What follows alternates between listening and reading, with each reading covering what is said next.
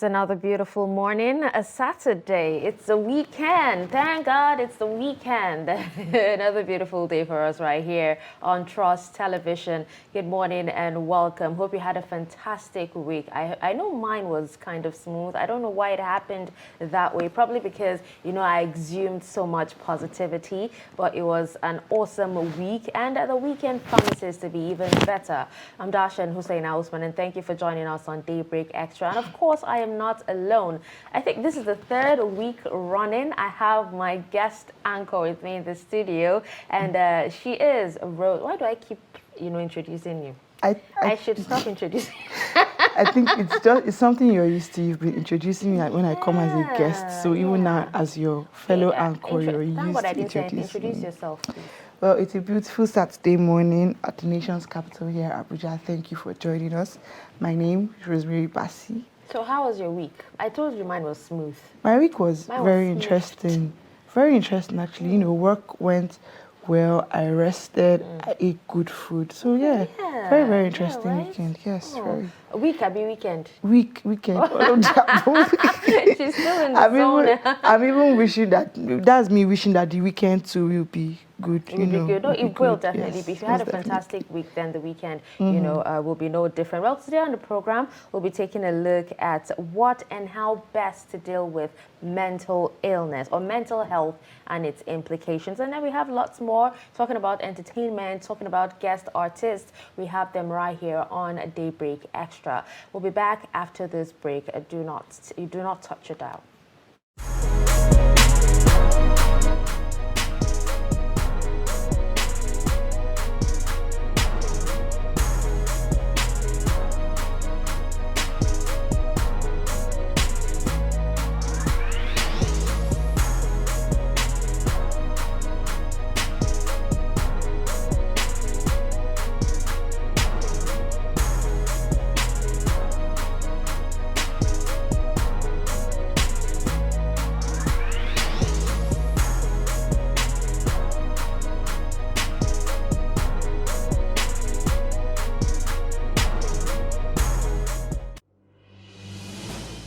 Daily, we bring you updates around politics. People like you who are very young, you have no future. Anybody now who is 30 years, if what is happening to them continues, by the time you are 60, you will have no country. The DPO of a particular unit does not have to wait until the commissioner tells him what to do within his jurisdiction. We have political parties on the ground. Some of them have been there for years. But they themselves, in their own sober moments, they know that this country is not the one they're expecting to run. Policy and governance. Are you saying the NBS is lying? I'm saying to you very clearly that the NBS has a serious problem with accurate data till today. The 5th Assembly, as well as the 7th Assembly, their own attempt were unproductive. Emergence of the Taliban has simply emboldened terror groups globally. There is a lot of attention with regards to security developments in Nigeria. On Daily Politics, we interrogate issues, holding the actors to account, bearing in mind all the sides. We heard that in some places now, people have to go and pay tax, not to the local government, not to the state, but to criminals. Nobody can come to your house and kidnap you without information. If this country is bleeding, it is bleeding because we have failed to educate our young.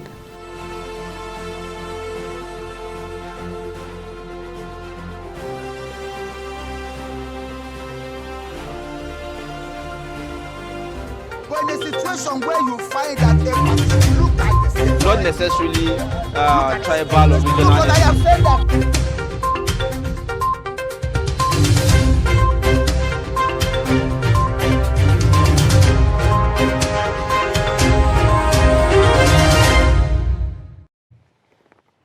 All right, welcome back. You're still watching Daybreak Extra on Trust Television, and it is time for the newspaper review. So we'll be taking, a look at stories on front page of major dailies around the country, and we'll start with no other but Daily Trust Saturday.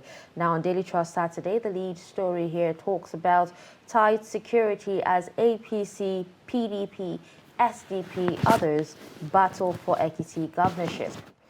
Tight security as APC, PDP, SDP, others battle for Ekiti governorship. You can find details of that story on page 4. We also have just below that story, despite resistance, Lawang Akpabio make APC senatorial list on page 31. We also have more stories. The cover story talks about setback for Mambila hydropower project as surveyors leave site. Writers here say compensation yet to be paid, shaky processes trail project, Taraba government mum on fund release, and details on page 5. We also have Owo massacre, cheers as funeral mass held for slain victims.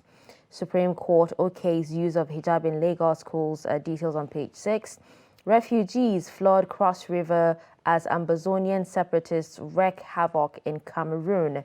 And at the top of the page, you have a story on entertainment that says entertainment industry is lucrative if you properly tap into it. And that is attributed to Real Sophie. And these are some of the stories on the front page of Daily Trust, the newspaper. Moving on to the Guardian Saturday, we have 749,065 voters elect Ekiti governor today, which is the story on page 2.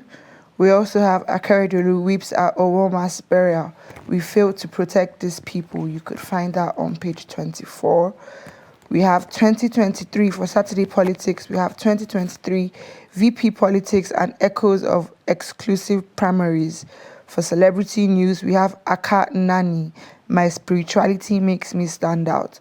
For the Guardian woman, we have She Can Nigeria, spotlighting exceptional women doing more, and you can find that on page 15.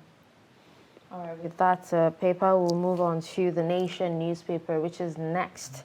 We have at the top of the page, Southern Middle Belt leaders slam Okowa as traitor over VP nomination. Writers here says Clark Ohaneze Afenifere insists power must rotate south in national interest. We also have anger persists in Wike's camp as governor reviews next action. All right, the lead story here says APC, SDP in war of words as Ekiti elects governors, and we have police, soldiers, and Amotekun mount show of force, warn electoral offenders. Details on page 4. We also have sorrow, tears as Ondo buries victims of church massacre. We failed our people, says weeping Akeredolu. Olowo Ogun worshippers rain curses on terrorists. Why victims were not given mass burial. And then you can see a pictorial of, the Ondo State Governor, Rotimi Akeredolu, and his wife, weeping and being emotional during the funeral service yesterday. Lawang Akpabio make list of candidates as INEC deadline expires. And then winner of Yobe APC primary, Machina Mall's legal action. We also have Mbaka apologizes for calling Peter Obi stingy man. Details on page 2. And finally, Supreme Court overrules Lagos over hijab ban in schools. These are some of the stories on the front page of the Nation newspaper. Coming from the Saturday Sun, the first story reads, Akeredolu others weep at Owo massacre victims. As Owo massacre victims get mass burial, we have writers that read, we have failed you, Ondo government tells residents. Embrace self-defense, FG cannot secure you, Bishop urges Christians. Another story reads, Supreme Court approves use of hijab in Lagos schools. Stakeholders express mixed reaction as Khan keeps mum. Ekiti Goba, Oyebanji, Oni, Kolawole, others battle for votes. We also have 2023, Mbaka apologizes, praise for Peter Obi. We have a writer that reads, I love Peter and wish him success, says the priest. The lead story, PDP, the coup that gave Okowa VP slot. Writer reads, cracks in opposition party governors forum, role of northern stakeholders, southeast further aggrieved, southern middle belt leaders furious. You can find these stories on pages 31 and 29. We also have Inem Peter, Nigerian actress who says, I'm very single and ready to mingle. Another story, insecurity, why we petitioned UN, other global body. Gani Adams. Okay, all right, so moving on. Next is Saturday Tribune, and we have the lead story. Still, it seems like the lead story is the same with every, every other newspaper. It talks about Ekiti poll, APC, PDP, SDP in battle royale. Tinubu, Atiku, Fayemi, Fayoshe test will. We also have at the top of the page, Okowa betrays South by accepting to be Atiku's VP, says SMBLF. Suspected herders behead councillor-elect cousin in Benue State. We also have Ipman directs total shutdown of fuel stations in Oyo. Moving on, the Supreme Court okays hijab for Lagos public schools. Peter Obi's LP, that's Labour Party, picks Okupe as VP candidate. Tinubu picks Masari. And then we have a writer that says parties hint that decision may not be final. All right, we also have more stories. Governor Keredolu on Owo attackers. He says Owo attackers have backers, and he says they will not triumph forever. Victims buried amidst tears. These are some of the stories on Saturday Tribune. Moving on to first newspaper, we have, I've submitted my running mate's name to INEC, says Tinubu. We also have Stingy Man comment, Mbaka begs Obi Nigerians for forgiveness. The lead story reads, Guba poll, Shegun Oni Fayemi Fayoshe, battle for Ekiti sold today. We have riders that read as SDP, PDP, APC, 13 other parties go to war amid tight security. Over 17,000 policemen, 9,747 civil defense operatives deployed in Ekiti. Another story reads, UK closes Nigerian-owned church over financial mismanagement. Other stories, Supreme Court approves wearing of hijab in Lagos schools. 3.2 million displaced persons currently living in Nigeria. Family of 14 slain policemen get 57 million naira. Atiku's VP, Okowa, incurs Southern Middle Belt leaders' wrath as Clark Ayo Adebanjo orders attack Delta governor for accepting to serve under Inotna. Label him betrayer of the highest order. Peter Obi picks Doyin Okupe as dummy VP candidate, drops his name with INEC as placeholder. APC senatorial list, Lawan Akpabio bulldoze their ways in despite resistance. Replacing me with Senate President illegal, Machina tells APC. Okay, up next is Saturday Punch newspaper. And on Saturday Punch, we have just beside the nameplate, celebs who have had drastic body changes through dieting other means. And then we also have how rifts with Ibori nearly cost Okowa VP tickets.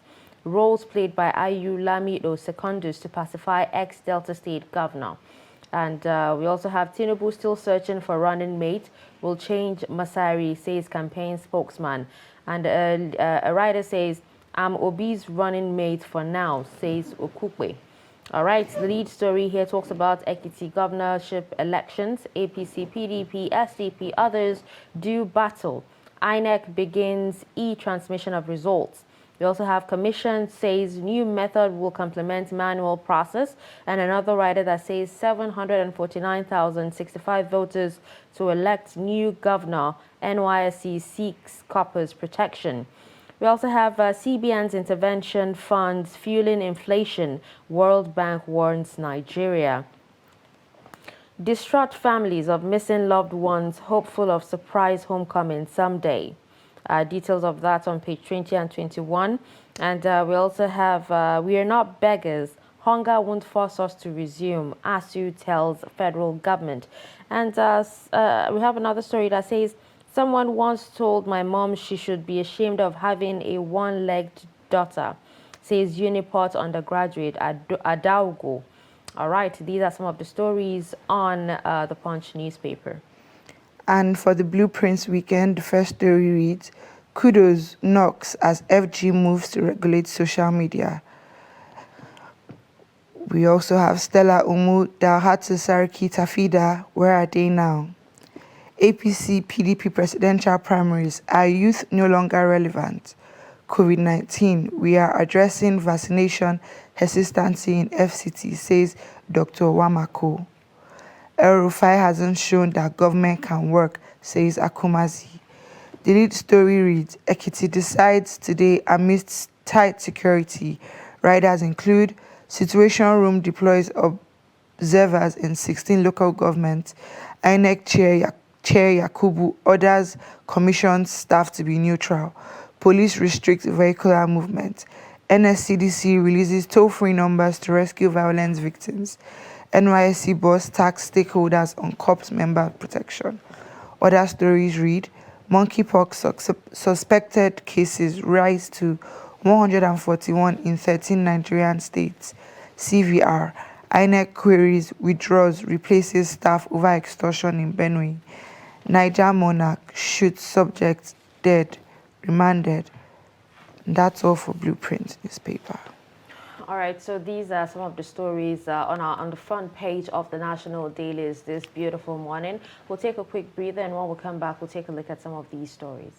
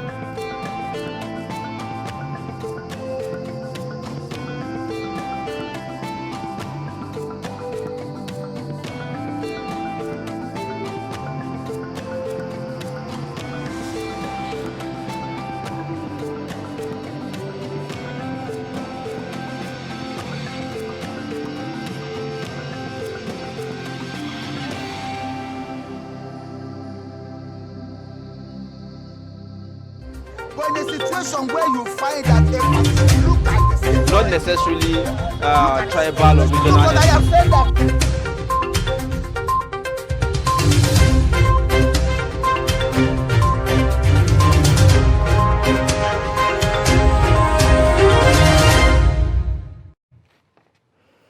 All right, welcome back, and thanks for staying with us. Now, we're still, taking a look at the papers today, and we will just take a few stories from Daily Trust Saturday, and but we'll start with the quote for the day. That's quote unquote.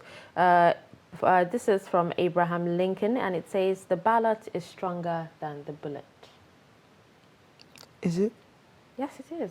It is. Is Your it vote really? counts, yeah. Not literally. Obviously that, not literally, but I'm not so sure that that's even close to being true. All right, so food for thought by Donovan Bailey here says, follow your passion, be prepared to work hard and sacrifice, and above all, do not let anyone limit your dreams.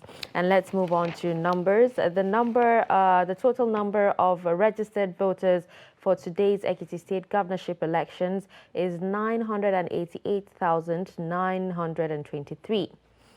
The number of new Nigerian police supernumeraries, that's spies, that's the graduates, including 6 PhD holders, 169 others promoted into various ranks is 171.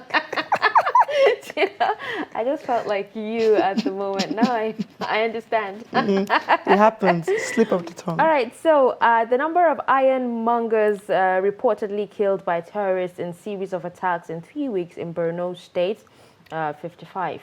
And then the number of course, 82 regular recruit soldiers the Nigerian army enlisted to tackle insecurity in the country is 5,800. Will that be enough to tackle insecurity? I'm even surprised we've deployed that much and nothing has changed.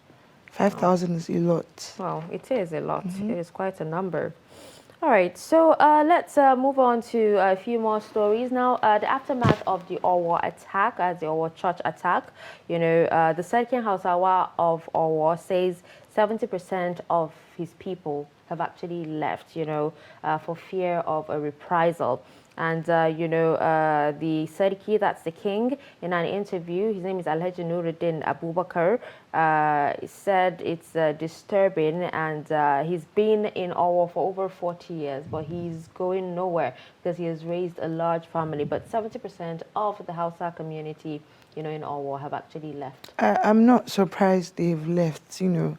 Like we mentioned last week, anything surrounding tribe right now is very sensitive. So they won't want to stay in a place where they don't feel loved by the people around.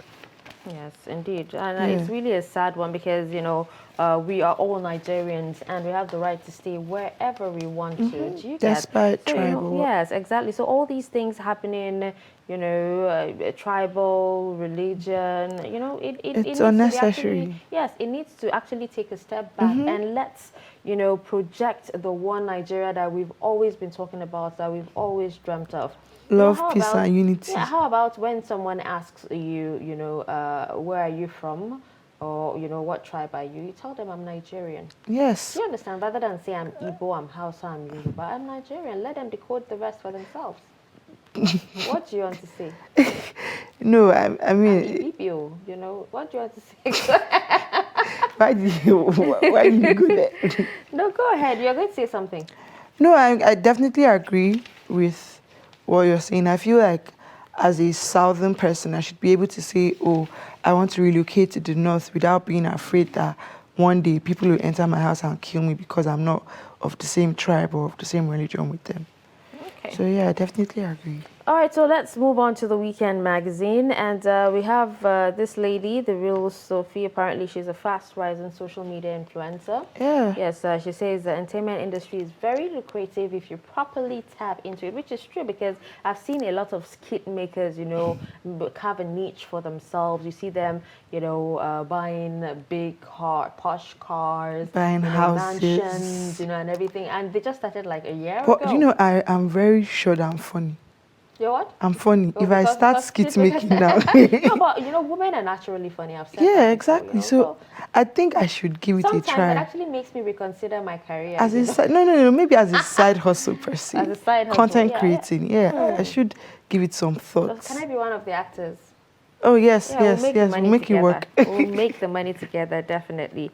You know, so you know, yes, the entertainment industry. You know, you have all over the world. Yes. They're looking at Nigeria right now, especially in Africa. They're actually looking up to Nigeria at the moment. So you know, it's left for us to, you know, go out there and make something, you know, out of what we have. You know, it can't all be bad. Yeah. It cannot all be It bad. cannot all be.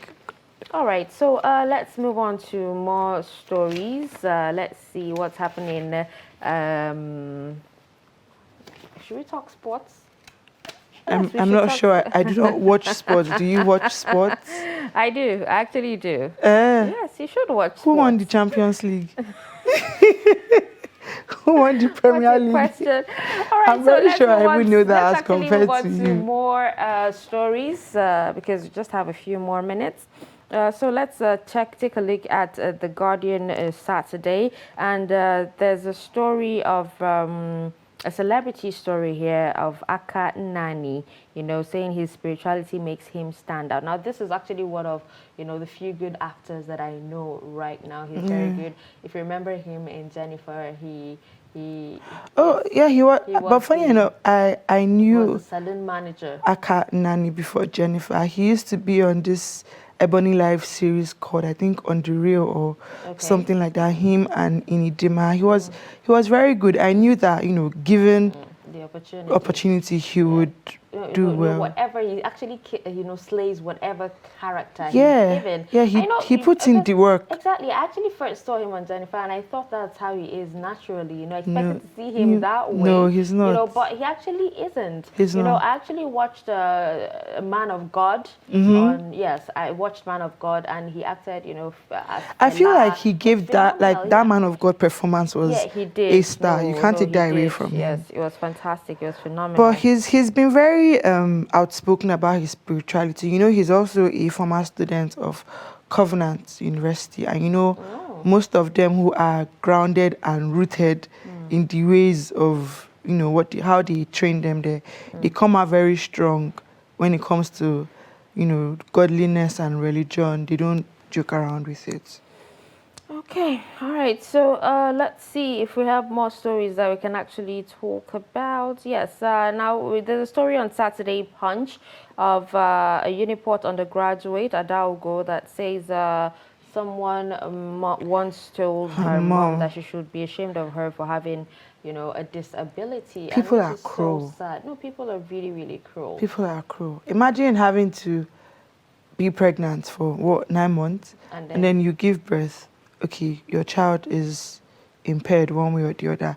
You're not going to dump the child. I don't think it's that easy for you to just discard a child. It's not a dress or a bag you don't want anymore. It's a human being with life. And someone who is it's alive. Yeah, someone who's alive.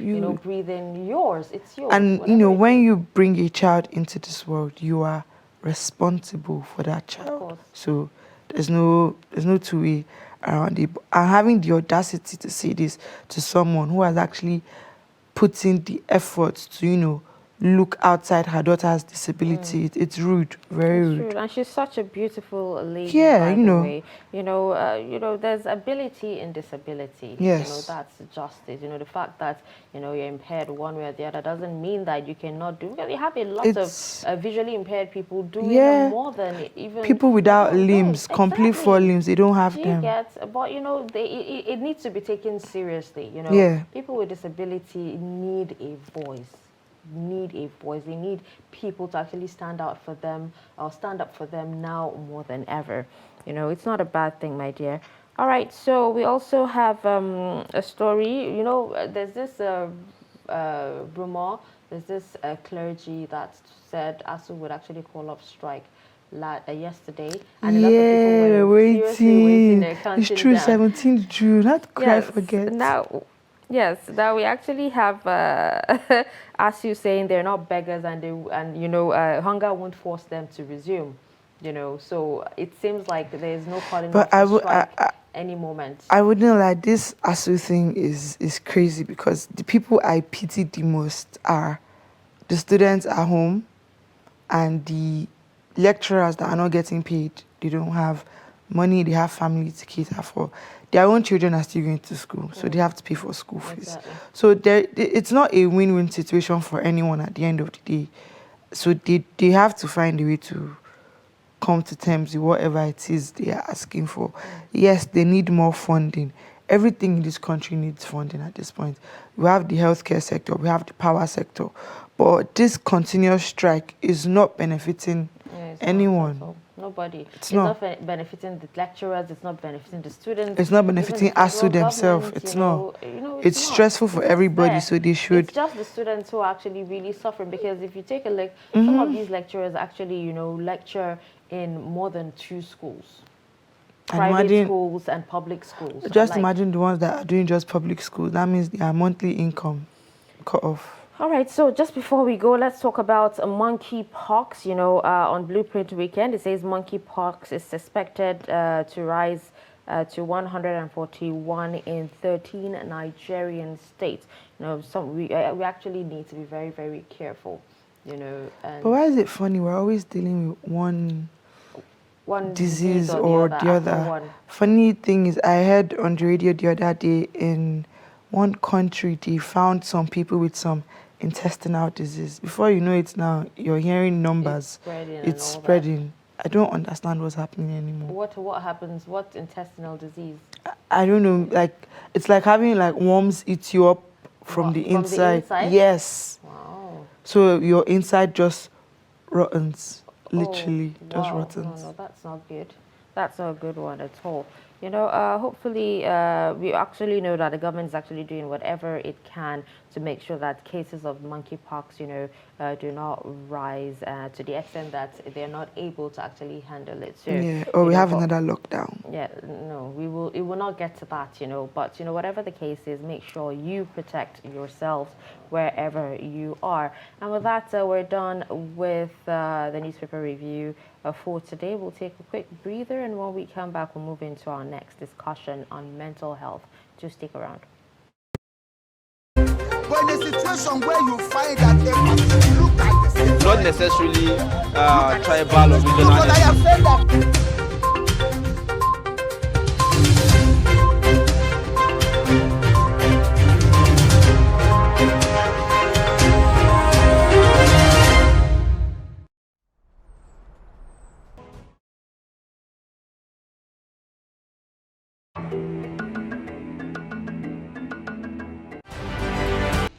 As the 2023 elections draw near, remember, evil prospers when good men and women only wish for peace, but never take a step to make peaceful elections happen. Are you a father? Are you a mother? What are you saying to your children as elections approach? Have you warned them not to let themselves be used to cause violence? Have you explained to them what the consequences of electoral violence might be? Do your part to make peaceful elections happen. Talk to your children. Protect them from unscrupulous politicians who want to put them in harm's way, while their own children are comfortable at home, within and outside the country. Let's join hands to make 2023 elections peaceful. This message is from the National Orientation Agency, NOAA.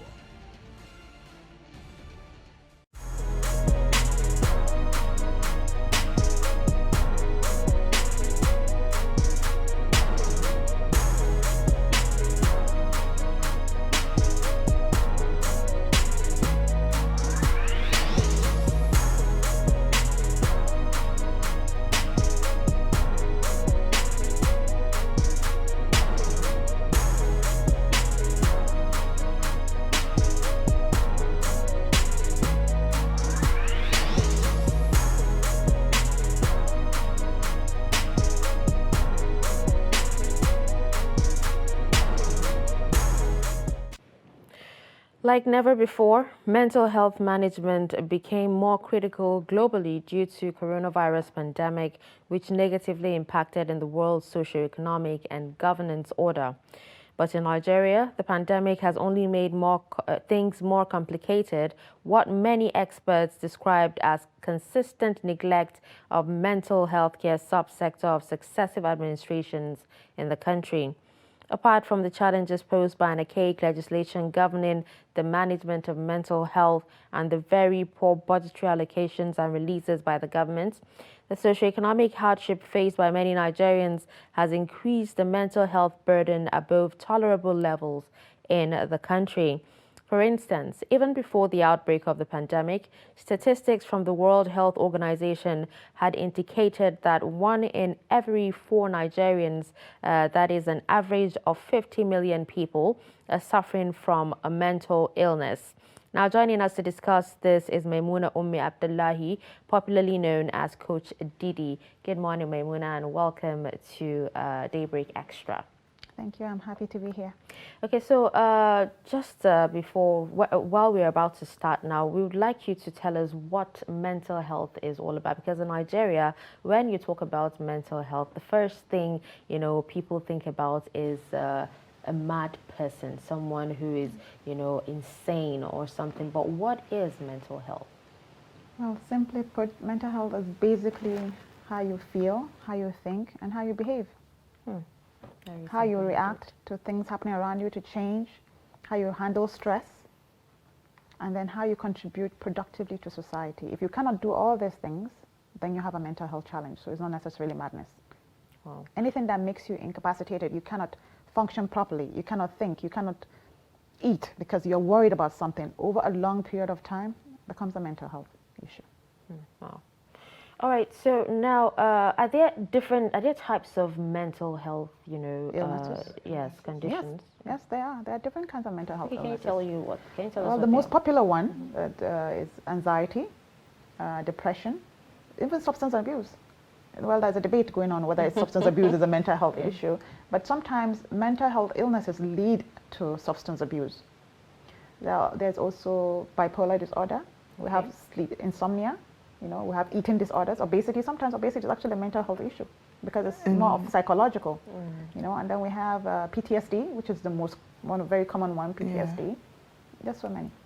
Okay, so when you talk about the likes of, anxiety, a lot of people seem to feel it's just a name, but it is, a normal feeling that everyone feels. So how is that, a mental health challenge? Well, you see, there's a difference between anxiety and worry. Okay. We all worry. You cannot be alive and not worry. You must worry about something, right? So worry, it's okay, it's natural to worry about something. But when you begin to worry and it becomes excessive, that affects the way you function as a person, then it becomes a mental health illness. Maybe because you're worried about something so badly that you cannot get out of bed, you cannot eat, you cannot sleep, you stop going to work, or you cannot function at work. Anything that affects the way you think, you feel, and you behave becomes a mental health issue. Okay, so just like you said, anxiety is almost like worry. Would you say there is a thin line between being stressed and being depressed? Because people often, once something starts going sideways, people just find it easy to say, I'm depressed. It's like saying I'm tired for some people. So would you say there's a thin line between being stressed and being depressed? It's not a thin line. They're two different things. An anxiety itself is actually excessive worry. Now, being stressed, my sister, who is not stressed? We all are stressed. In fact, I keep saying it everywhere. You cannot live in this country and not be stressed. You are stressed about everything. You're stressed about power, water supply, school fees, feeding. You're stressed about everything. So we are stressed. Now, excessive stress, that's chronic stress. You see, when you are stressed, the body reacts. Your heart beats faster. So it pumps more than usual. You become like hyperactive. Yeah. That's the state of being stressed about something. Sometimes you have headaches, and it affects your mood. You cannot eat, you cannot sleep. Now, as a human being, you can't live life without having a stress. You have to worry about something, But it's supposed to be for a period of time. You get stressed about something, you do something about it, and then you move on. Now, depression. Depression is basically sadness. So it's not stress. Stress is different, depression is different. Depression is actually linked to being sad. Okay. Who is not sad now, my sister? That's not a question. People get sad often. Something happens, you get sad. I am sad right now. I had a little issue with my taxi Bolt driver. It made me sad.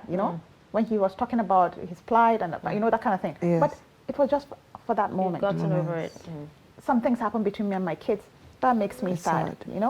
Now, but when you are sad for 2 weeks straight, in those 2 weeks, there are times you are sad, then you see fine food. Like me, if I see food now, I smile, right? So that is not depression. Yes. But when you are so sad that everything you love, everything you like still means nothing to you for 2 weeks straight, then most likely you've gone into depression. But you have to be diagnosed by an expert or anyway. But basically, depression is when you are sad for 2 weeks straight. That is when you're depressed. So because you are angry and you are sad about something today and tomorrow, it's not depression. It's sad. That's the difference. All right. So are there different mental health challenges that affect, the female and male gender differently? Not that I know of. It's just a human thing. It's just that there are ones that are more prominent in women than men. For example, the most common mental health problems we have is anxiety and depression. So there are more women who suffer from these mental health illnesses than men, perhaps due to our socioeconomic society as well. More women are at the receiving end, socially and economically. Patriarchy, of course, the strife. So perhaps those are some of the reasons why. But there are more women who suffer from mental health illnesses, the common ones, anxiety and depression. And then again, in the case of substance abuse, I don't know the statistics about that. but it has nothing to do with gender, really. Okay, so is it possible for someone to actually be suffering from a mental health, illness or challenge and not even know about it? Absolutely. So how can you actually, because if the person actually knows about it, it's easier for them to, work on it. So what would you tell someone? How is that person supposed to know?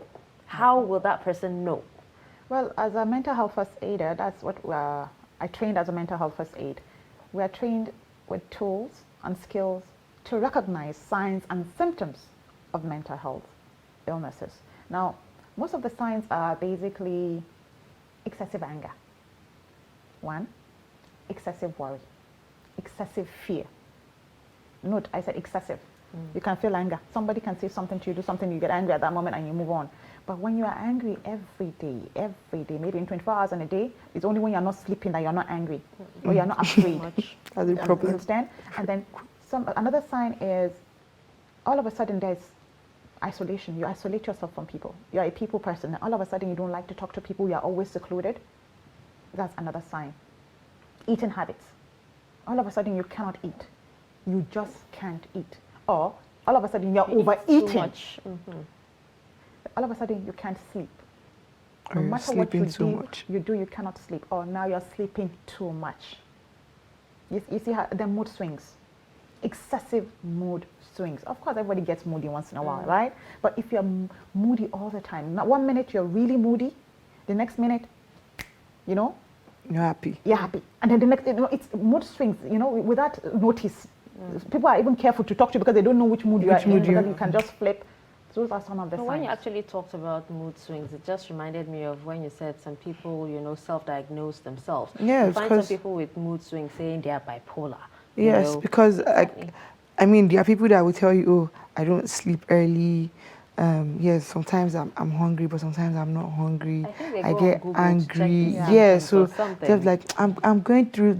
And then the worst part is they always say, I'm going through mild depression. They try to reduce it. Like it's not that bad though, but that's where I am. Is mild. So what can they do? After realizing that they have a challenge, what can they actually do? Because in Nigeria, believe it or not, Nigerians don't actually believe in counseling. Yes, or, they don't believe that. I don't think I've only heard one person actually say to me that she went to a therapist.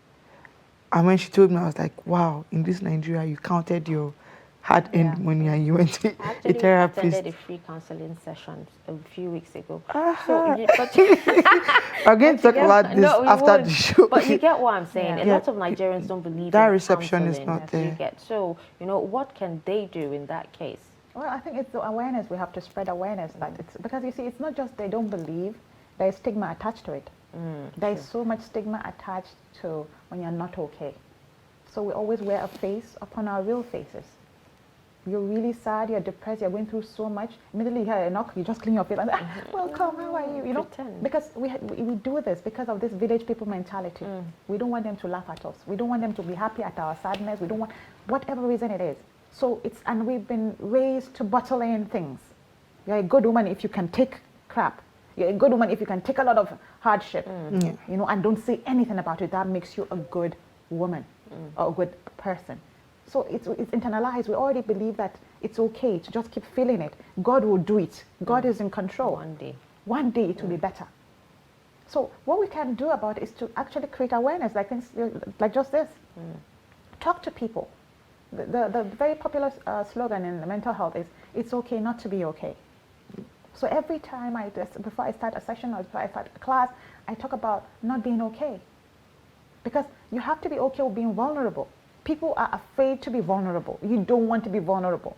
So if you want to create this awareness, let them know it's okay. And you can start with yourself. And I say, I'm not okay. I am not okay. Many of us are not okay. Funny enough, there was one time, I can't remember, I was inspired to do a story on the fact that at least half of the Nigerians living in this country are not okay, but we don't actually know it. We're just, wake up every morning, go to work, act like everything is okay, come home, meet your family, go to sleep. It's like Autopilot. We're yes, autopilot. autopilot are just going. But I was going to ask you, mentioned substance abuse earlier. People always say mental illnesses lead to substance abuse, but does substance abuse lead to mental illness? Yes, it does. It's a two-way thing. And mental illness does not always lead.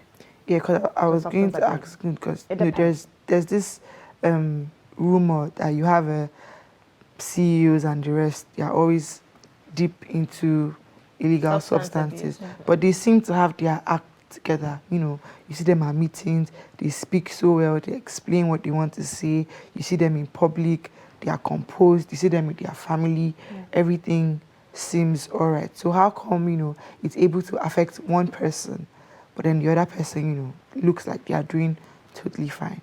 Well, you see, that's the same thing, totally fine. That's what you see. You don't live with them 24/7. You don't know what their families see, right? So it still boils down to what we project or what we show other people it is. It's not necessarily okay, like that. And then, you see, addiction, there are different kinds of addiction. Some people are so addicted that they cannot function without it. Even when they take it, they are so wasted, they cannot function. And then there are some, I think, social addicts, you know, that once in a while, and then they move on. So and then of course, you know, we're all different. Perhaps the way the body, the mechanism in your body, the way you takes it, I'm not sure, honestly. I did do I'm a substance abuse coach, but I always say it's always, I think one of the best substance abuse coaches are those who have taken substance, because it's easier for you to relate. So when I do classes on substance abuse, I bring more other coaches who have actually gone through it, because the whole idea of coaching and counseling is for you to relate, to see that, okay, she understands it because she went through it. Help them learn from your mistakes. Thank you. So I really can't talk much about that because I... All right, so can you tell us a bit more about, you know, PTSD, that's post-traumatic stress disorder, because I feel a lot of Nigerians are actually suffering this without even knowing. No, the ones Nigerians are claiming to suffer now is ADHD. They're claiming.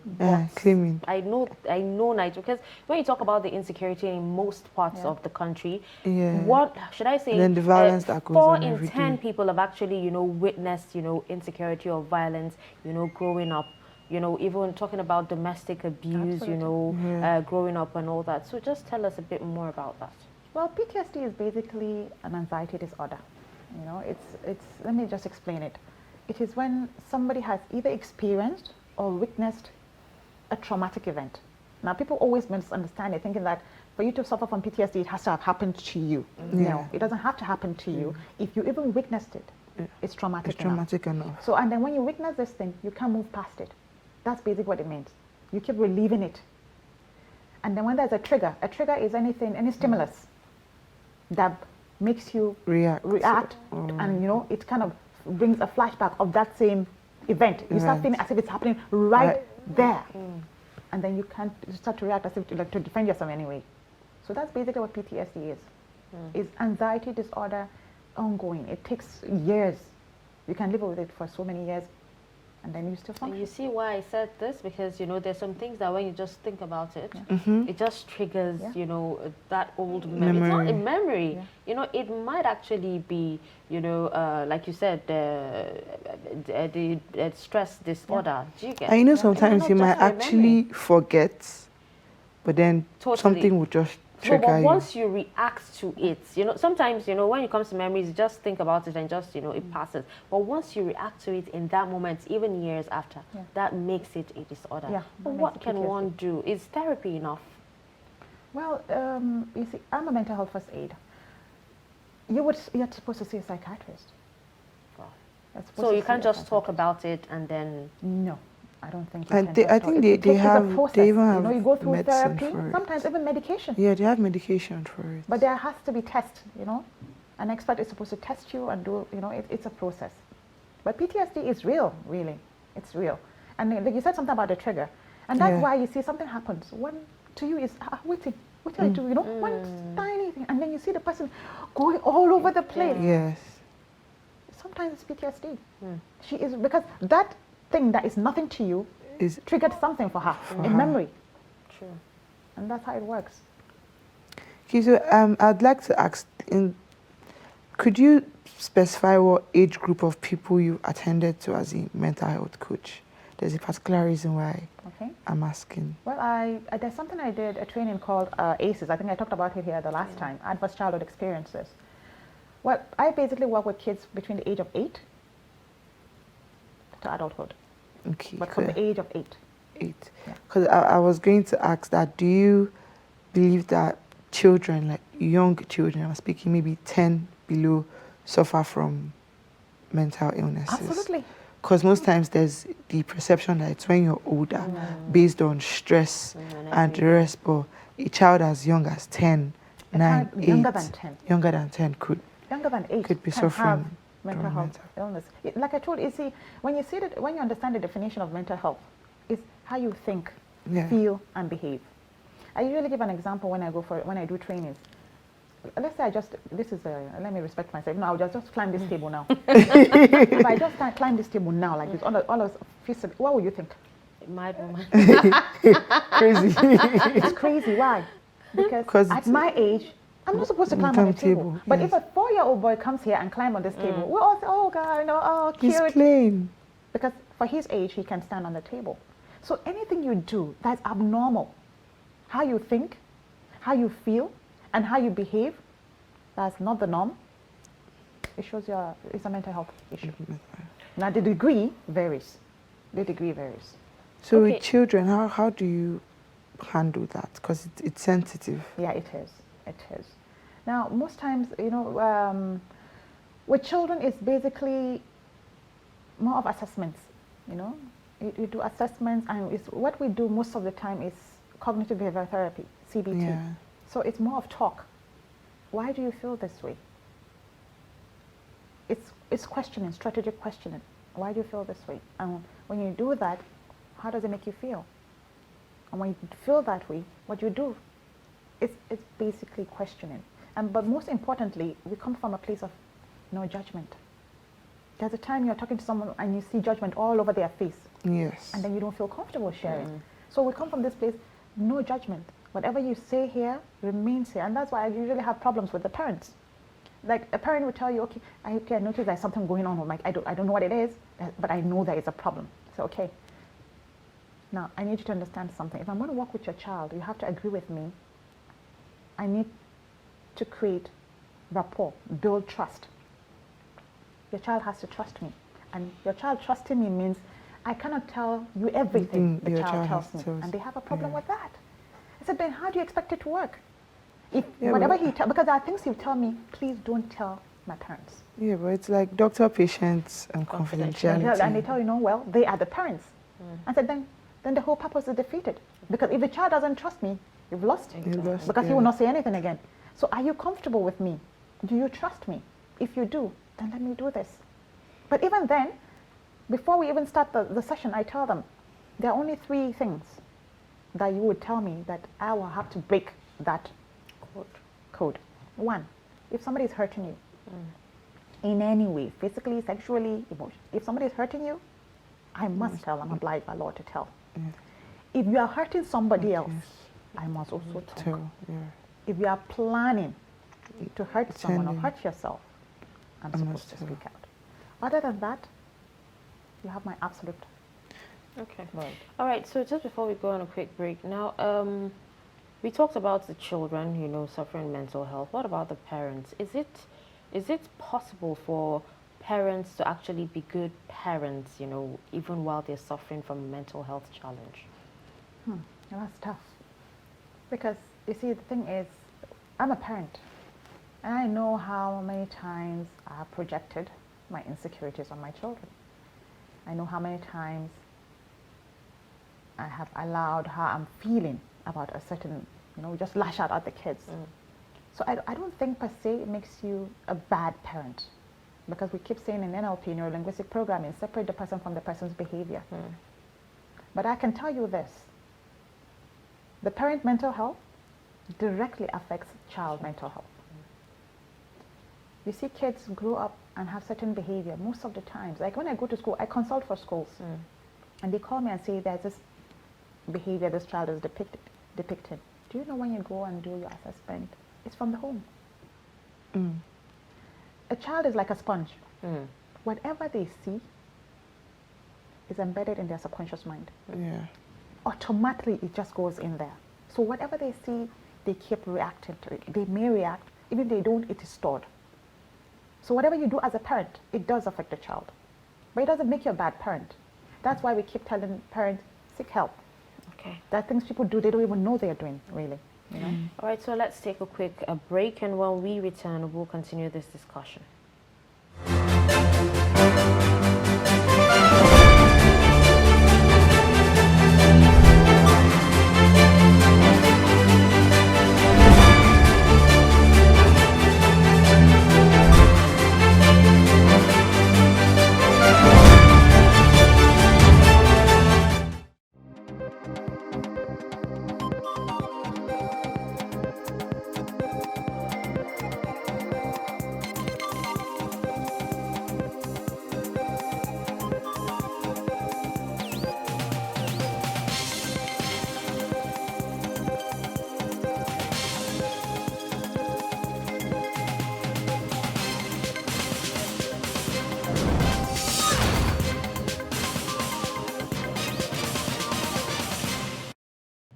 Welcome back on the show.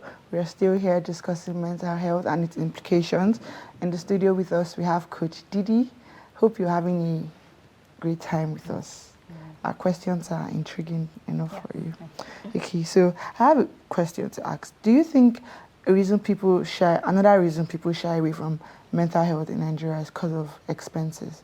Because I've heard people say, oh, they want to see a therapist and the money they give them per hour, it's not comfortable for them. So, you know, they rather just go to Google and say, okay, I can't sleep, I can't eat, depression, try and sleep, try and eat. That's the solution for me. So yes, would you say? Yeah, well, it is expensive, Yes. but not all coaches and therapists are expensive, really. Not everyone is expensive. No, I'm just saying, you know, like already in the Western world, it's an idea they are open to, so they don't mind paying for it. But in Nigeria, before you accept that, oh, something is wrong with you, it's already a challenge, then you now carry yourself to the hospital and then they're like, oh, you have to pay this amount.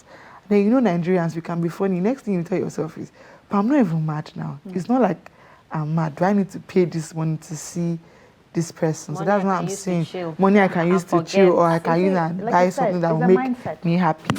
When I talk to people, when they say therapy is expensive, it's a mindset. Because the same person who tells you she cannot pay 50K for therapy will buy Holland 100K. Oh, okay. You see, that's the point. It's a mindset. You see, when something. Let me share a story with you. There's a story that one of my coaches told us in a class. He said a man was sitting on a porch with his dog and he was reading the newspaper. And then his dog was whining. It was in pain. The porch is old, so there was a crack, and then the nail pierced the stomach of the dog. And it laid there, and it was whining gently at first. Then the old man would look at the dog and continue reading his newspaper. It kept on whining. It was growing a little louder, and then blood started to trickle. The dog sat on the nail, and it was whining. And then the neighbor who was watering his plants saw the old man over the fence, and he said, "Can't you see your dog is in pain?" He lifted his glasses and looked at the dog, and he looked at his neighbor, and he said, "It's not hurting bad enough. Because if it did, he would simply stand up." He sat on a nail. It's hurting. He kept sitting on the nails. Wow. That was profound for me. And that is exactly the mindset of many people. Yeah. It doesn't hurt bad enough. When it does hurt, you will pay anything to find peace. I love that story. Very, very powerful. Honestly, I'm going to pay for counseling. I would put my money for counseling. Can we relate that to Nigeria? All right, so moving on. Is it possible that for children now, we're still talking about children, is it possible that a developmental delay in children is attributed to, you know, a mental challenge? For example, if a child ought to have started speaking at the age of 5 but can still not talk, a child, you know, ought to have started walking at the age of 1, but still cannot walk even at the age of 2 or 3. Or doesn't communicate with classmates. Exactly. Yeah. Can that be related to, you know, some form of mental health? No, I don't think you can just, it's too vague. You have to have an assessment. It doesn't work like that. If a child is going through anything, you have to assess it first. So I cannot say it could be, and it may not be. It could just be the child is a late bloomer. But like I told you in ACEs and adverse childhood experiences, it does affect the development of a child because it's in the brain. Trauma basically means injury to the mind. Imagine a cut on your skin. Now imagine a cut in your brain. It's within your head. You cannot explain it. Nobody can see it. But you know it's there. But you know it's there. And then we have something called the trauma response. And I think I spoke about it the last time. The trauma response is how you react. It's like default. You either fight, freeze, or flee. Now, whatever it is, during that period of time, everything, your whole body reacts to it. Your heart beats faster. You begin to sweat perhaps. You begin to shake. But most importantly, your heart beats much faster during that state. And that state is not supposed to last long. Before whatever it is you're going through, you know, you get over it. So imagine a child who is going through something traumatic every day or every 2 days.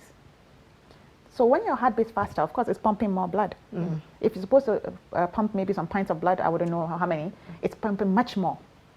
So the heart of that child will be different from the heart of a child the same age who is not going through any kind of traumatic event. So it does affect the development of a child. And besides, you see, the thing about trauma, that it changes the brain. Trauma changes your brain, yes. The neurons in your brain, the pathways it goes, is disrupted. So the way you think, the way you understand and perceive things will change dependent on your trauma. You will begin to see things differently. That is why somebody who perhaps has been raped, and perhaps she was raped by a man who was wearing a white cloth, even after she has gone through therapy, sometimes if she sees a man in white cloth, it could trigger. That's what I said about the trigger. Yes. So it's something that you just have to work. But people say, do you really find healing? Yes, there is healing. It takes time. You know, we're very impatient people. Yeah, actually, when you talked about this, it reminded me of an incident that happened in broad daylight in front of my house. You know, we were attacked by 2 men on a bike. One almost stabbed my nephew, yes, and he was wearing a white shirt. I think for like months, right, if not up to a year, like I kept seeing his face. I kept seeing his face. Once you're on a bike and you're wearing white, I would see your face. It was that bad. But you know, that's by the way. Now, aside that, how can one actually improve, you know, their mental well-being? Some people would say diets, you know, exercise. Does that work? Diets work. Well, it does, but it's a combination of them all. You see, diet is good because your body, the mind and the body are connected. They are very much connected. That's why something that happens in your mind can affect your body, because a heart condition that stems from something, an injury to the mind. You see the connection? So the thing is, what can you do? There's something called mindfulness. Most of the time, people, mindfulness is being in the present. For most people who suffer from anxiety and depression, they are still holding on to things that happened long ago. Something happened to you and you can't let it go. You won't let it go. Not that it's easy, of course. I know it's depending on what has happened to you. So when you're mindful, being in the present, practicing it, it helps. And then one other tool I always talk about is very simple, the circle of control. The circle of control is an exercise I do in my classes. You just, I ask the participants to write a small circle, draw a small circle, and then draw a bigger circle. In the small circle, you write things I can control. In the bigger circle, you write things I cannot control. Believe me, knowing the difference between things you can and cannot control in your life is the beginning of peace. Most people who suffer from anxiety and depression is because they are holding on to things they cannot control in their lives. Yes. What your husband does, how he uses his phone, when he comes back from work, what he says to you. You made your hair, you're looking good, and he comes in and he doesn't even notice it. Or your kids. Apart from very young kids, you cannot control your kids either. You want your child perhaps, I'm just giving examples, you want your child to study medicine, he wants to become a footballer. I can give an example of my son. When I remember the day they are writing the careers, he wrote football. I almost went crazy. I said, football, what? He said, yes, he wants to be a footballer. I said, what? Really? You know? But these are things. As I tried to talk to him, but you know, I learned that I should let him be. And I tried to find a way to find a compromise. You can play football and still go to school. Yes. He said, but people are making it, he's going to blow. I said, you will blow, inshallah. Yes, but go to you school. will blow. Right? But go to school. Go to So school. knowing the difference between the things you can control and cannot. Do you know that there are times I give this exercise and a woman will sit still, she doesn't know what to write.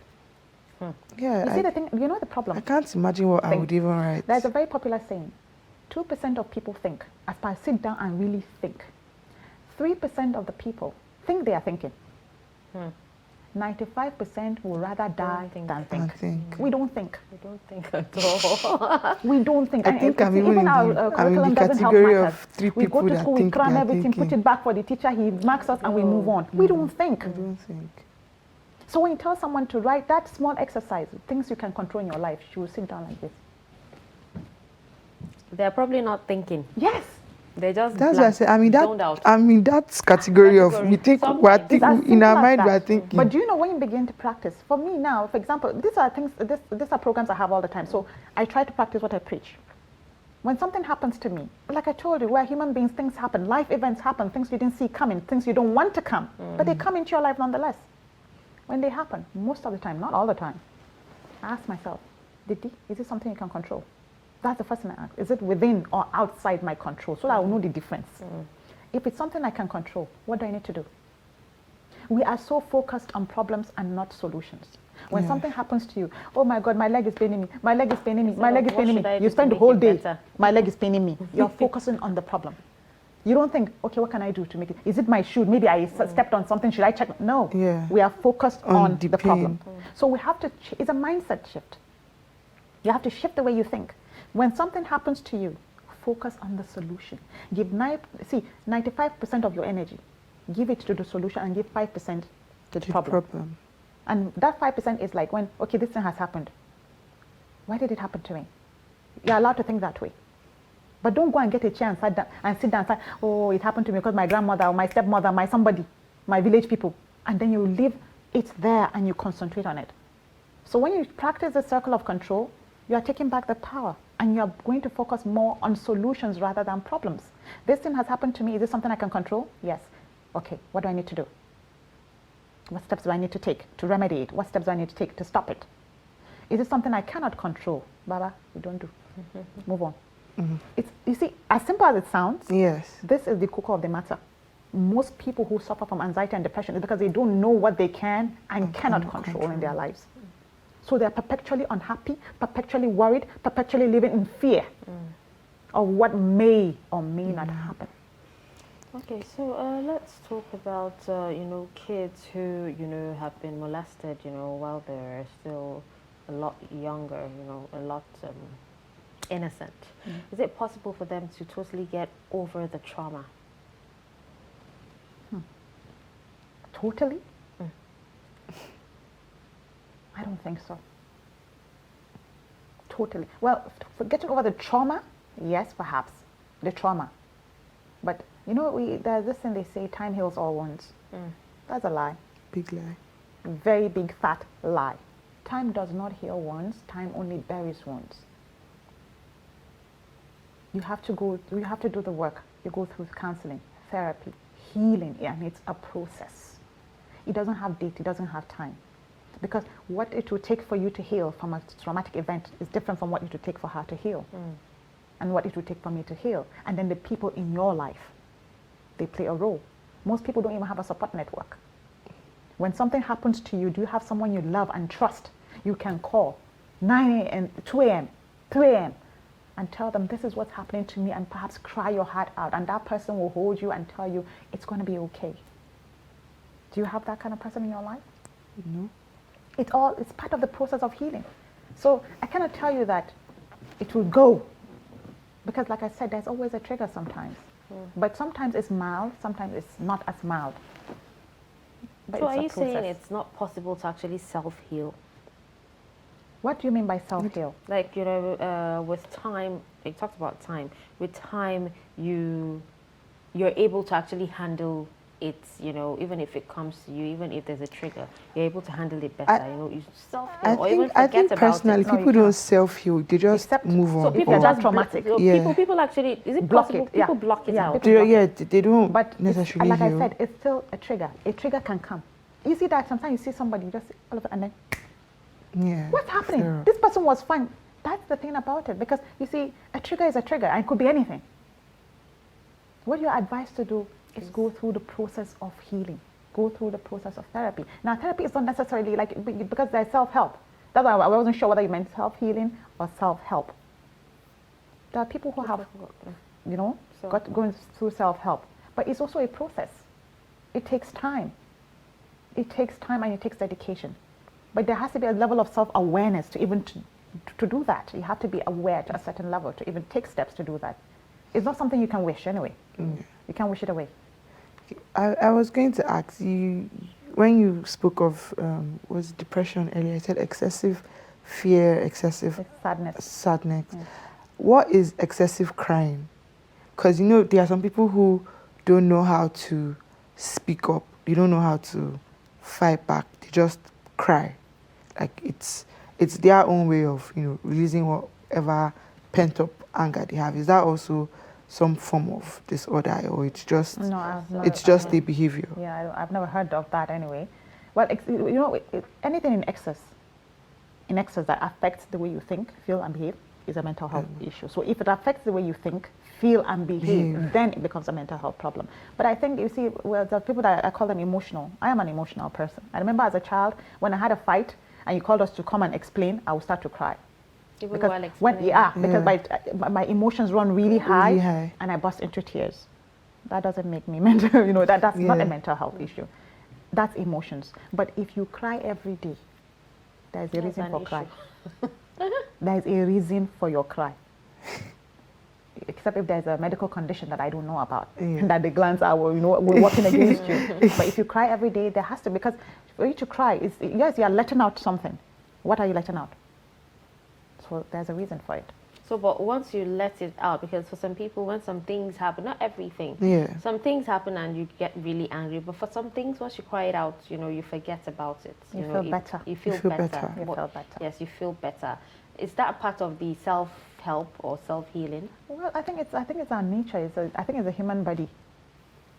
I think I once wrote there's this post I do daily to people on my broadcast list about tears. Because many people feel tears, crying is a sign of weakness. Yes. The glands are there for a reason. That's why God created it. Tell when that you to cry, the men. My sister. let me tell you something that happened. I remember my son, he's now 16. He once came back home and told me, Didi, you always told me that it's okay for me to cry as a man. But my friend, this is when he became, I think he was 15 when he came to meet me about that. But my friend told me that no, men don't cry. But you told me that it's okay to cry. You see how society is for science and my guy? Yes, sir. Because we live in a society where we raise men to be hard-hearted, strong, show no empathy. How is that okay? That's and a I disorder. Asked him, I said, do you feel pain? He said, yes. Do people say things that hurt you? Do people do things that hurt you? He said, yes. And when they do that, how do you feel? He said he feels like crying. I said, then why do you think it's the wrong thing to do? Exactly. I said, you're a guy. I don't expect you to start wailing and shouting all over the place. But I expect that if you feel that way, tears can trickle down your eyes, and it's okay to do that. Now we have to raise, I keep telling women, look, we have to raise these men. Our kids. It's very important. We have to raise the men of our dreams. I say it and they laugh. I say, yes, that man of your dreams, that M&B. You were reading. That man Mills and Bones, that tall, sensitive guy. Tall, that can hustle. Okay, he may not be tall and that can hustle, but whatever it is. I said, raise that man. Yes. Raise men with empathy. Our culture makes it hard. Most of our parents and even older people were not raised that way. They were raised in a certain way to show no empathy, show no fear, show no emotions. And how is that working? We up. They are strong-minded, strong-willed. So just before we wrap up, can you talk about postpartum depression? Because you're talking about how, you know, a woman will carry her child for 9 months, you know, just to meet that child. And then when the child comes out, you don't even want to touch the Yeah, because we had a story of a lady who gave birth to a child with one leg. So so it's... I can tell you that it's real. Society told her to be ashamed to have that kind of child with disability. So that's how it works. Postpartum depression is real. And like most things around us on mental health, it's not common. People don't even know. Yeah. The first time I had a child, I was 25 when I had my first child. I went through postpartum depression. I didn't even know. All I know is that I was extremely sad. I was supposed to be happy. Yeah. I carried a child for 9 months and I had a safe delivery, alhamdulillah. But I was really, really sad. And I couldn't explain it. Now, I hear in extreme cases, parents who have even killed the babies. But do you know, we don't know much about that. Because we don't talk about it. There's so much shame. What kind of a mother are you? You're feeling, you're supposed to be happy. Or you are possessed. We're so quick to try to... So we have to create awareness that these things are real and there's nothing wrong. Back to what we said, it's okay not to be okay. It's okay. I keep saying it all the time. It's okay not to be okay, but just do not remain not okay. When you're feeling that feeling, feel it. That's why we tell people, please, whatever emotions you are feeling, they say, no, don't feel it. I beg, feel it. When I have sessions on emotions, they say, give your emotions a chair to sit down. Imagine your emotion is a silhouette and give it a chair and give it a cup of tea. So when you don't feel those emotions that are supposed to come naturally, is that some form of disability? Well, it depends. What are the emotions that are not supposed to come naturally? For example, when you're supposed to cry and you don't cry, when you feel, you don't feel empathy. You're supposed to let it out and you don't let it out. You act like everything is okay. Because that was a question I was going to ask. No, there are people who, they are not okay. They know they are not okay, but they put in the effort to appear as okay. Like deep down, they are struggling with, they're having a serious crisis inside their head. They are like 3 voices, there's a round table meeting, but when you see them, my God, you think they are perfectionists. I've met someone like that. Until she explained it to me, I would have never thought that this person is going through something. She comes out all out, work ethics, everything looks okay, but in her head, it's like 1,000 voices are speaking to her. But it's back to what I told you already. There's so much stigma attached to it. You are looked upon as less, and people are unkind. People can really be really unkind. Yes. Who wants that? So until we create awareness and we make it okay for people to express themselves, to say that, look, I'm not okay today. Until we do that, people will still pretend to be okay. That's why we should have forums like this more often, to create the awareness that it's okay not to be okay. Well, okay, so you've heard that, from Coach Didi herself, talking about mental, health challenge and its implications. She has actually said quite a lot. If you were not, or if you did not actually start, watching when she started, you can actually, join us on, you can watch back on YouTube. Yes, we're on YouTube, Trust TV. And you can, play back everything she has said. Really, really deep, I tell you. Very knowledgeable. Thank you so much, Coach Didi, for joining us on Daybreak Extra today. Thank you. Really appreciate it. Thank you. All right, so we'll take a quick breather, and when we return, it'll be time for something else, something fun. Yes, so stick around.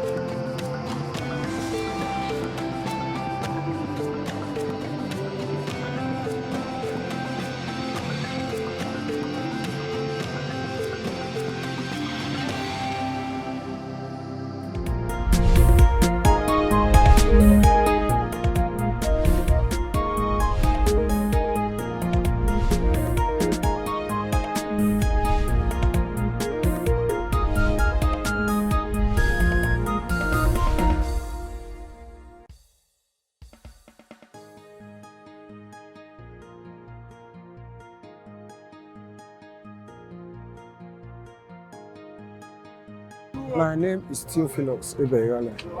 So I'm from Edo State, Southeast. I've been living in Port Harcourt for some years, but say for about 8 or 9 years now. I now moved to Lagos, so I'm now based in Lagos. If I come to Abuja here, I just come on my business trip as a transporter. That's how I'm here in Abuja. So it is Lagos that I base. I started driving. It's about 27 years back now. But when I started with a machine, this Okada. I started with Okada. I was riding Okada. So after some time, there's one of my uncle that was doing interstate driving. Then, so I now joined him. He now teach me how to drive. So from there, that is where I start driving in Lagos. In Benin. Then from Benin before I moved to Port Harcourt. So it is Port Harcourt I start interstate driving fully. Let us tell ourselves the truth. It's not that there is something so interesting in it. It's just for our daily bread, for what we can get. Because there is no other thing that I see I could do that time. Not now. That time. So that is the only opportunity that I have to be engaged. So I now grab it.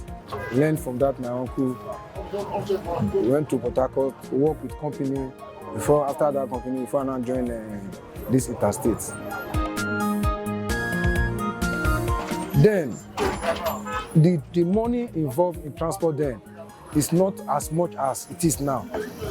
But the expenses that time is not higher as this time. Then the transport from them, that time when I started, from Port Harcourt to Abuja here, we were carrying 3,500, 4,000. But today it's not 12,000. See the difference.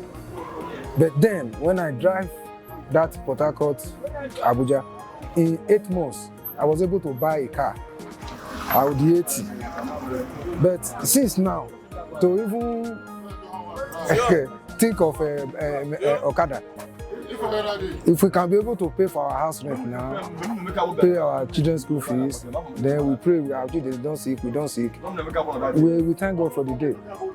We are still hoping for a better Nigeria, for a good time to come. Maybe if the time can come back, those days, if the time can return back, I prefer it to be better.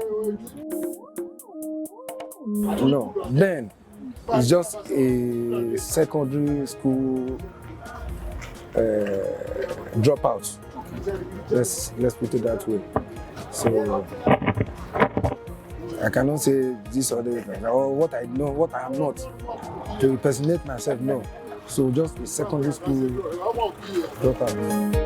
It's still it's part of, I cannot say poverty, or because it's the condition where I meet life. You understand? It's not everybody that can send their children to school that time. You understand? So then I did not, when I stopped school, I now start to learn work. I was learning this plant. This plant for lights. That is the work I learned. That plant mechanic. So, but then as we were doing it, now see for the income. But driving work. If you go on driving work, it's a daily basic something. If you go, you come out with something. You can go to a workshop or you go to a place where you are learning work. Maybe a week, maybe nothing come out. But driving, if you go today, you have something. So that is what even attracts many people into driving. Then there are some people, there are junior ones that are coming up. So whatever I was making then, I was supporting for the junior ones then. That was when the driving work was even going smoothly and not this one we are doing now. So even as it is, as I'm still doing the work, because if I say I want to stop it, well, I don't have any other thing to do. If I have my way, or I have any other thing to do, or I can be able to save some money and say, okay, let me see if I can try this business. I will not like to be doing, by now, I will not like to be doing that driving. With the experience, with the things I have seen with this driving, I don't even supposed to be driving. Because I still have some issues that I'm still trying to even fix, which I have not been able till now. Nigeria roads are bad, but now it's a little bit calm because there is police. And there is some place you go to Napoto, you see police. The police people they try on that. Before I don't want to measure place. There are some places before you don't go, but now the thing has calmed down. Armed robbers have attacked me before. They shot me at between Okene to Lokoja. I was shot. Look at this bullet wound. If you look at here now, there are still some bullets inside this place, which say I will go and do operation. But, because of the financial distance. If you look now, there is still bullet particle inside here, which I still praying God will help me to see how I can remove the bullet inside. There are some particles. I was coming from Lagos. Then we were not now that we are passing through Obajana. We were passing through Lokene that time. So I was coming from Lagos around that kind 4:35, around 5 o'clock. So there was a trailer in my front. So we're going. That place is a little bit bad. Then if you get there, you have to at least slow down a little bit. So those boys, whether they are herdsmen or I don't know whether they're armed robbers, I don't know. I don't know that they were in the front. The trailer in my front, I see the trailer was waving. So what is this trailer driving? I thought the driver lose control. So I now look as the trailer goes straight. And I said, let me leave this trailer back. As I try to overtake the trailer, see people at the center of the road. Those are the people the trailer was trying to wave. As I should to hold brake. I now notice that about 3 people are passing in the back. They are them. 3 in the front. One is standing by the bush side. So I now look. What do I do? To overtake the trailer, that means I'm facing those people direct. And I'm say let me slow down so that I go back to the trailer again. If the trailer passes, I will follow the trailer. That person is standing by the bush side. That one is that one that just open fire. That one just open fire. So it was God that saved us that day. It's about 3 years now.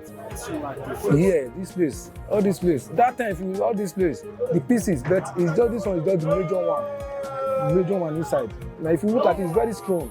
It's very strong. Something is inside here now. So they here, this thing caught some vein inside this place. So before I now drive, struggle, like instead, that trailer now slowed down. Instead of me to hit the trailer, now enter bush. God so kind, nobody wound. But the bullet, the other man sitting in the front, he has 2 bullet wound inside by his rims here. The bullet enter inside. So we now do, before people now came and rushed us to hospital with that man. We stay in the hospital there. That man stayed, I think, about 4 days. Me, I stay about 6 days in the hospital. After they discharged me, they said the 5th day they discharged me, the money they are charging me. Before I now starting calling, before people now pay money to their account before they now release me.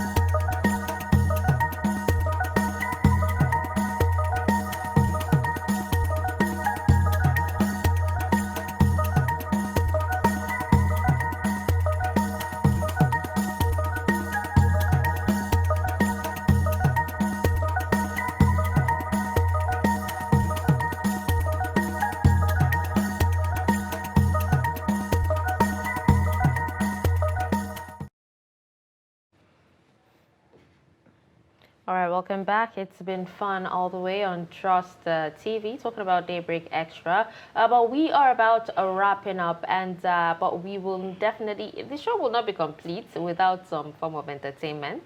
Some form of So gist. yes, our entertainment correspondent, talking about our entertainment. Daybreak Extra's entertainment correspondent is right here in the studio as a guest anchor. I double and, up as an anchor. she's doubling up as a guest anchor. So she will definitely be sharing with us a few entertainment gist, trending issues and a gossip on the show just before we wrap up. So Rosemary, what do we have today? There's so much. There's actually so much. I mean, as seen that we just finished mental health. About mental health. Yeah, Ada Ame. Okay, yes. From the Johnsons, Yes, that's the mom. She put up a video recently, saying that she's going through something, maybe depression, maybe anxiety. She didn't specify, but people should, pray for her. She's going to be okay. And she also mentioned that because of her state, she couldn't go for a job she was paid for, and now she's being sued by those people. And to me, I think it's very unfair. Personally, I think she never got over the loss of her only child. That's a lot for a mother to bear, considering the fact that you're not even at the age where you can start looking for another child. And she probably knew, I mean, I wouldn't know if she mentioned to them, but if she has mentioned to them that, oh, I'm going through something right now, I cannot be there as promised, I don't think suing her is the best option. Okay, well, she lost her daughter, her only child, last year, and I think it's still taking a toll on her. I didn't really see a video she put up about, what she's going through, but I definitely saw a video of Empress Njama, because they're really close, yes. While she was, taking care of her and all that, it actually says a lot. Whatever you're going through, you need someone close to you. That Which is exactly what Coach Didi said. It's support network. Support you. It's very very important. Key. Very, very important. But whatever it is, I'm sure, it will get better. That's all I can say. I'm just saying, going to get over it. Sue her. I mean, if it's based on money that has been paid, can't it be refunded or something? If it's based on the money, but in as much as if she wasn't sure, she shouldn't have collected, the amount. But yeah, but the thing with even the thing with mental health is that you could feel okay today, like you come up to me and you're like, oh, Rosemary, follow me to somewhere tomorrow. I'm like, okay, let's go. I'm ready. Tomorrow you call me, I will even pick because I'm not in the mood to leave my bed. So people could go through stuff. It can be easily refunded, rather than them suing her. What are they suing her for? Exactly. Because she took money and did you ask her to pay back the money? And I mean, if she's assessed and she's found to have some form of mental disorder, she might not be even compatible to pay the money or go to court. They might even be liable to actually pay her for extra damages. Exactly. So there's no point. There's no point at all. Yeah. All right. So moving on, we have the Nollywood actor that was arrested for alleged rape. Although Moses Armstrong, he molested a 16-year-old girl. Although he hasn't spoken yet, the only details that have been released so far, Nigeria's Act Guild directors. Actors Guild of Thank you. They removed themselves from the issue, saying they would look into it.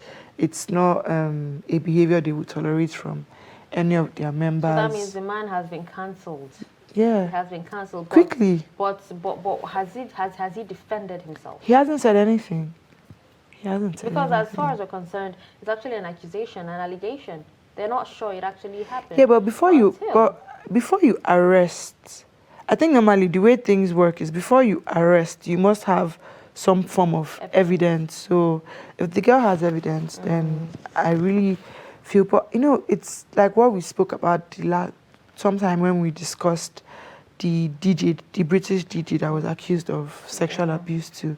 I wonder, like, you are a celebrity, I'm very sure getting girls to fall for you won't be so difficult. Yeah. Exactly. So why go for a 16-year-old girl that hasn't figured out her life yet, doesn't know what she wants to do? Well, if it's true, it's actually quite sad, and he needs to be punished. Yeah. He definitely needs to be punished. But then my biggest question is always, aren't people worried about reputation? Reputation is, people don't understand that reputation is key to everything that you are as a person. Most of the celebrities, you know, they can't handle power. Like, they can't handle the fame, you know, that actually comes to them. They feel untouchable. They feel they're gods when these things happen, because you know how it feels. Do you know how it feels when people are always at your beck and call? You have so many fans, you know, supporters, you know, to you. They actually bow into you as a god. Yeah, you understand? So when that gets to your head, you know, it makes you do and undo, and it makes you feel like you're untouchable. Yeah, but then that's the thing. If I were a celebrity, I would like to remain untouchable. So I wouldn't do anything to damage that. That's the point I'm trying to make. They don't think that far. They don't think. It doesn't make sense that you work so hard to build a career, build an image, we're talking about celebrities, and you never brought the topic of, you know, the Burna Boy's police escorts that shut up a club. We're heading there. He's the last person I want to discuss. No, I'm giving him such. Talking about celebrities and I'm giving him such prominence. Because you look like him doesn't mean. I look like his mom. Doesn't mean. The other day, he said I look like his sister. I even not sharing me among his family members. Yeah, but then the thing with Burna Boy has always been somewhat associated with violence. It's not the first time he's had a case where his boys are beating up somebody or he himself is beating up somebody. Like I said, reputation for me, very key, very important. If I was a Grammy Award winner, you would not catch me in the streets beating somebody. You would not catch anybody around me beating somebody. If I find out that you're my friend, and people know that you are my friend, and you do something that people will now say, and then you know the funny thing with social media, they won't say Husseina did something. Rosemary's friend, Husseina, did something. I won't accept that from you. That friendship cancelled, over, not good. It can't resurrect again. So this speech you're making, is it, you know, in advance? Of what? When you become a celebrity. Oh yes, of course. Because, no, it's not. It doesn't even matter. It's being a simple person. It's the image that people have of you or what they've heard about you that would let them know, oh, do I want to help this person? If this person needs assistance, if this person needs favor, can I do that for this person? Knowing what I know about the person. If I know you're a thug, why would I waste myself with you? Why would I bother myself with you if you have no potential whatsoever? And the funny thing is that we are coming to an age where, despite your potential, people are ready to stand you out because of your bad behavior. You might be the best in your field, but if you're a rapist, if you're a woman beater, if you're a thief, no one will want to associate with you. So, all right. I think with that, we can't take any more of, you know, the entertainment segment. But yes. Thank you so much, Rosemary, for that. What was that? What? Like, seriously? It's me trying to pass you a wink. All right. So I think with this, we've come to the end of, you know, Daybreak Extra, and it was awesome. Like, I had so much fun. I feel like it should actually continue for the whole of the day, but you know, who are we? We have other, you know, programs actually coming up. Other interesting programs. Yes, exactly. Yes. So thank you so much for staying tuned. We'll see you again. We'll be here again next week, same time, 8 a.m., same station, Trust TV. It is Daybreak Extra, and I'm Dasha and Husseina Usman. Have a fantastic weekend. And thank you. We will be seeing you next week. Hope to bring more gist, more gossip, because that's what me and Husseina do best on the show. Honestly, I don't believe you. We gossip a lot. So yes, until next time, my name is Rosemary Bassi.